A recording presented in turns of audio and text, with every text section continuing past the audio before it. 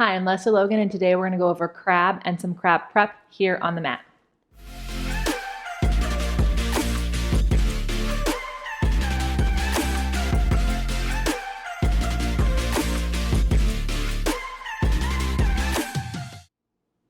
So I really believe you can crab sooner than you think. It is just another rolling exercise. Yes, you do go on top of your head, but you don't have to do the crab, right? You could just do part of it. And it's really just another challenge for your other rolling exercises. So it's a lot of fun, okay? So what you'll do is you'll be set up for your whole rolling sequence. Generally, it comes after seal. So boomerang, seal, crab, rocking.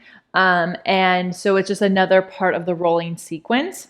What we'll do is you'll sit cross-legged and you'll take your hands on your feet and you're going to lift your center up and go up and over so that your top of your head is on the mat and your ribs lift up.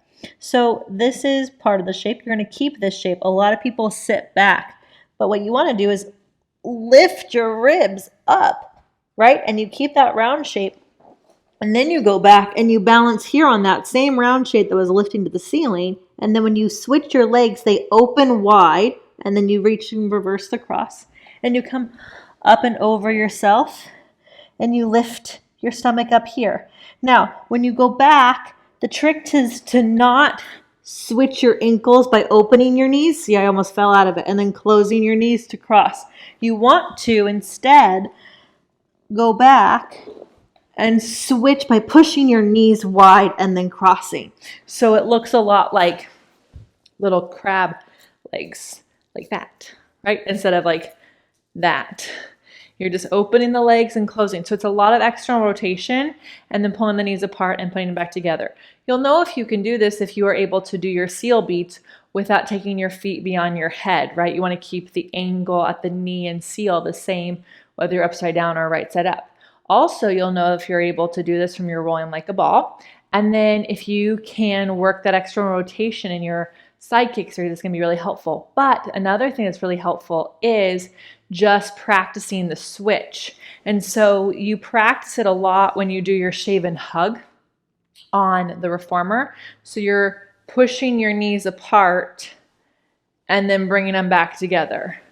Right? And just practicing this where your knees go out to the side and you switch the cross really makes it really helpful. You can also do it by kind of balancing in like a half rolling like a ball and then push your knees apart and switch.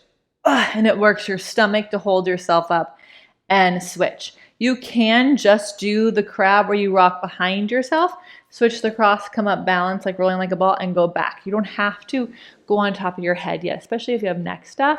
But you're not really like putting a lot of weight on your head. There's so much of your center lifting you up that it's not on your head. The other thing that's really awesome is just to take note of your mat.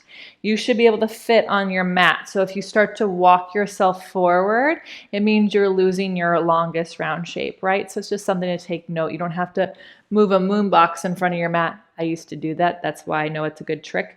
But the reason you need more mat is because you're opening your crab up too much and you want to keep that round shape, that rolling like a ball shape. So practice your rolling like a ball with your elbows on your knees, and that will help you keep that connection with your upper abs and that long round shape.